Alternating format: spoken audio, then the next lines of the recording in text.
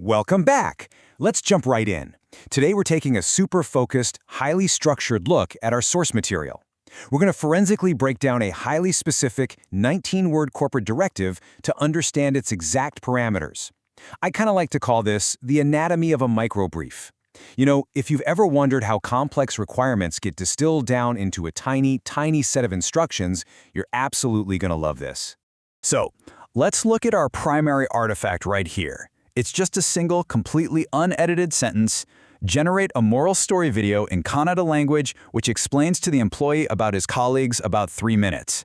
Literally, that's it. That is the entire source text.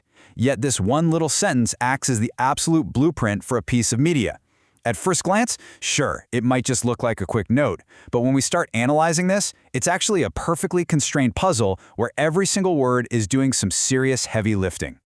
What's so fascinating about this text is that we can systematically deconstruct it into 4 distinct, non-negotiable pillars that completely govern the requested content.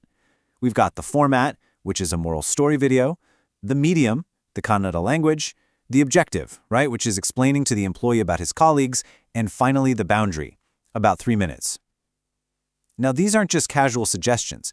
They are the governing laws for whatever content gets created from this prompt. Literally, if even one of these pillars falls, the entire communication fails its objective entirely. Moving on to Section 1, the core format, establishing the genre. Listen, before you figure out exactly what to say, you have to know what vehicle you're driving, right? And the text dictates a very specific vehicle here, a moral story video. This mandate means the requested material can't just be some dry list of rules or a standard, boring corporate memo. No way. It has to be a narrative-driven, visual format. It requires characters, it needs a plot, and most importantly, it absolutely must impart a clear ethical or behavioral takeaway. It's all about showing the desired workplace culture through storytelling, rather than just telling people what to do. Let's look at Section 2, Language Constraint, the Kannada requirement. So now that the narrative format is set, let's dig into the strict geographic and cultural constraint. The text explicitly specifies in Kannada language. Honestly, this is a massive directive. By doing this, the final output is forced to be highly localized and directly accessible to its intended regional audience. It's not going to be generic. It proves the message is designed to connect deeply with a specific demographic right in their native tongue. This builds immediate trust and makes sure the moral of the story hits home perfectly. Which brings us to Section 3, analyzing workplace dynamics, the human element. So, who is this localized story actually for? What's the relational dynamic at play here? Well, the text gives us very specific actors to focus on. We have the employee, the singular target audience receiving the explanation, and his colleagues, the plural subject matter of the requested story.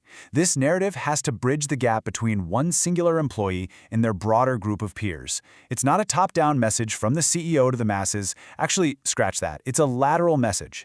It's specifically designed to foster empathy and understanding by explaining the collective group to the individual person. And finally, Section 4, the final boundary, time constraints. Okay, so we built up this complex requirement, a localized, narrative-driven, moral story explaining peer dynamics. So, how long do we have to accomplish all of that? Just 3 minutes. The text isolates this incredibly strict operational parameter. Think about what this actually demands. The narrative arc, the localized Kannada language nuance, and those complex workplace dynamics must all fit into a highly condensed 180-second time frame.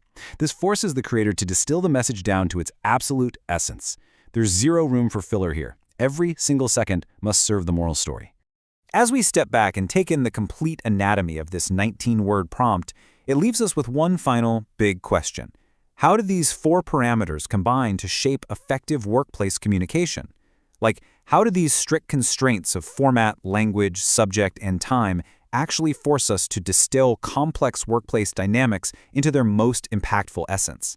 You know, it turns out that giving someone a totally blank canvas can often lead to a pretty messy result. But giving them a tight 4-pillar box like this, that forces us ultimate clarity.